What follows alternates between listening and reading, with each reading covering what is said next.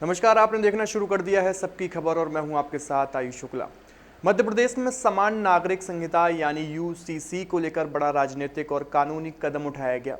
उत्तराखंड और गुजरात के बाद अब मोहन सरकार ने भी प्रदेश में यूनिफॉर्म सिविल कोड लागू करने की दिशा में हाई पावर कमेटी बना दी है। सुप्रीम कोर्ट की रिटायर्ड जज रंजना प्रसाद देसाई की अध्यक्षता में बनी यह समिति 60 दिन में अपनी रिपोर्ट सौंपेगी। सवाल यह है कि यूसीसी क्या है, क्यों लागू किया जा रहा है और मध्य प्रदेश में इसका क्या असर होगा। आज की इस खबर में इस पर ही बात करेंगे। मध्य प्रदेश में अब समान नागरिक संहिता को लेकर सियासी और सामाजिक बहस तेज हो गई है। राज्य सरकार ने साफ संकेत दे दिए हैं कि प्रदेश में विवाह, तलाक, गोद लेने, उत्तराधिकारी और भरण पोषण जैसे निजी कानूनों को एक समान कानूनी ढांचे में लाने की तैयारी शुरू हो चुकी है।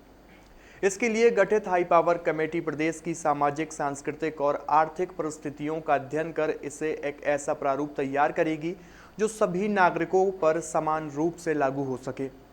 दरअसल समान नागरिक संहिता यानी यूसीसी का मूल विचार यह है कि धर्म या समुदाय के आधार पर अलग अलग पर्सनल लॉ की जगह सभी नागरिकों के लिए एक समान नागरिक कानून लागू हो। अभी विवाह, तलाक, विरासत और पारिवारिक विवादों में अलग अलग धर्मों के लिए अलग अलग नियम लागू होते हैं। सरकार का तर्क है कि इन व्यवस्थाओं में कई विसंगतियां हैं जिनसे न्याय प्रक्रिया जटिल होती है और कई बार महिलाओं तथा बच्चों के अधिकार प्रभावित भी होते हैं। ऐसे में एक समान कानून से कानूनी स्पष्टता, समानता और न्याय सुनिश्चित किया जा सकेगा। सरकार ने इस बेहद संवेदनशील विषय पर सुप्रीम कोर्ट की सेवानिवृत्त न्यायाधीश रंजना प्रसाद देसाई को कमेटी का अध्यक्ष बनाया है, जिन्होंने उत्तराखंड के यूसीसी ड्राफ्ट में भी अपनी अहम भूमिका निभाई थी। कमेटी को 60 दिन के भीतर विस्तृत रिपोर्ट और ड्राफ्ट बिल तैयार करना है। यह समिति न सिर्फ प्रदेश में लागू मौजूदा व्यक्तिगत कानूनों की समीक्षा करेगी, बल्कि उत्तराखंड और गुजरात के मॉडल का अध्ययन कर मध्य प्रदेश के लिए व्यवहारिक ढांचा भी सुझाएगी। कमेटी के एजेंडे में 3 बड़े टास्क तय किए गए हैं। पहला, प्रदेश में लागू विवाह, तलाक, गोद लेने और उत्तराधिकार संबंधी मौजूदा कानूनों का विश्लेषण। दूसरा, दूसरे राज्यों के यूसीसी मॉडल की खूबियां और चुनौतियों का अध्ययन। और तीसरा, मध्य प्रदेश की सामाजिक संरचना के हिसाब से ऐसा कानून प्रस्तावित करना जो सभी वर्गों के लिए संतुलित और व्यवहारिक हो।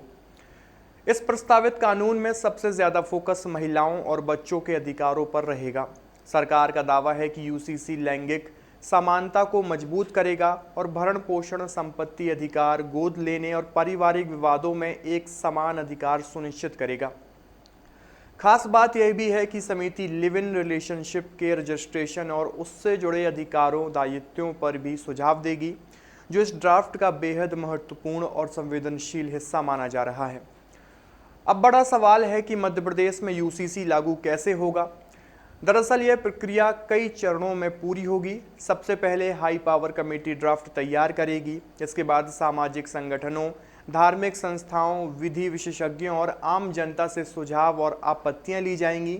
फिर सरकार ड्राफ्ट के आधार पर विधेयक तैयार कर विधानसभा में पेश कर सकती है। सदन से पारित होने और संवैधानिक प्रक्रिया पूरी होने के बाद ही इसे कानून के रूप में लागू किया जा सकेगा। राजनीतिक तौर पर भी इस फैसले के बड़े मायने निकाले जा रहे हैं। इसे सरकार समानता और सुधार के एजेंडे के तौर पर पेश कर रही है, जबकि विपक्ष इसे सामाजिक और राजनीतिक बहस का विषय बना सकता है। आने वाले दिनों में यह मुद्दा सिर्फ कानूनी नहीं बल्कि बड़ा राजनीतिक विमर्श भी बन सकता है। फिलहाल इतना तय है कि मध्य प्रदेश ने यूसीसी की दिशा में औपचारिक शुरुआत कर दी है। अब नजरें 60 दिन में आने वाली उस रिपोर्ट पर होंगी जो तय करेगी कि प्रदेश में समान नागरिक संहिता का स्वरूप क्या होगा और यह कानून किन प्रावधानों के साथ लागू हो सकता है। आपकी इस पूरी खबर को लेकर क्या राय है, कमेंट बॉक्स में अपनी प्रतिक्रिया जरूर दीजिए और देखते रहिए सबकी खबर। शुक्रिया।